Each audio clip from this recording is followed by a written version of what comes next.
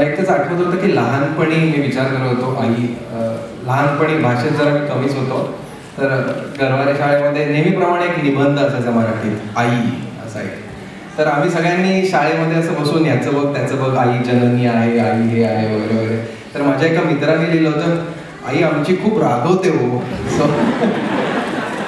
So अजूनही कधीतरी म्हणजे शेवटी ते आपल्या आईतच आहे की अजूनही कितीही मोठा झाला तरी आपण एक तर छोटाच असतो. म्हणजे मी अजूनही कुठेही ऑपरेशन करून आलो किंवा कुठेही परदेशात चाललो असलो लेक्चर द्यायला की वीरेंना काहीतरी नक्की विसरला असेल. हे फक्त आईकडनंच येऊ शकतं आणि त्याच्याचमुळे आय थिंक आपण जमिनीवर राहतो. मला माहित नाही की अभ्यंकरांना अजूनही काना मात्र चुकल्यावर कान पकडण्यात येतो की नाही मला माहित नाही.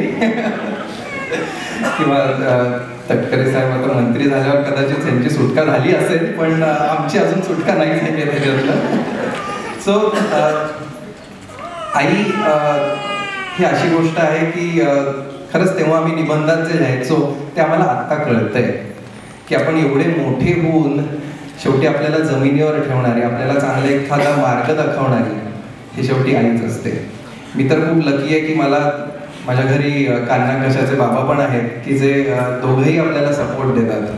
माझ्या करिअरच्या स्टार्टिंगला त्या दोघांनी एक सांगितलं होतं की आमचे पेशंट घैसास ह्या आडनावाने तुझ्याकडे एकदा येते, तुझ्याकडे दोनदा येते, पण तू जर का स्वतःला प्रूव्ह नाही केलंस तर तिसऱ्यांदा येणार नाही. तर तिथे कुठेतरी एक हे होतं की नाही आपण ह्यांच्याही पुढे काहीतरी शिकायला पाहिजे, आपण काहीतरी नवीन करायला पाहिजे. आणि हे जे एक प्रोत्साहन आहे, हे जो एक सपोर्ट आहे मोठा, हे आय थिंक ग्रेट आई बाबाच देऊ शकतात. आणि ह्या निमित्ताने हा मोठा पुरस्कार दिल्याच्या निमित्ताने मी त्या दोघांनाही एकदा नमस्कार करतो की त्यांनी मला घडवलंय, मीच नाही माझा भाऊ. सो मी थँक्यू नाही म्हणू शकत, पण मी नमस्कार करतो त्यांना. अंकुश रावजी यांनी आम्हाला ह्या पुरस्काराला आम्ही पात्र आहोत असं समजून आम्हाला पुरस्कार दिला, त्यांच्याबद्दल पण आभार, त्यांचे पण आभार. धन्यवाद.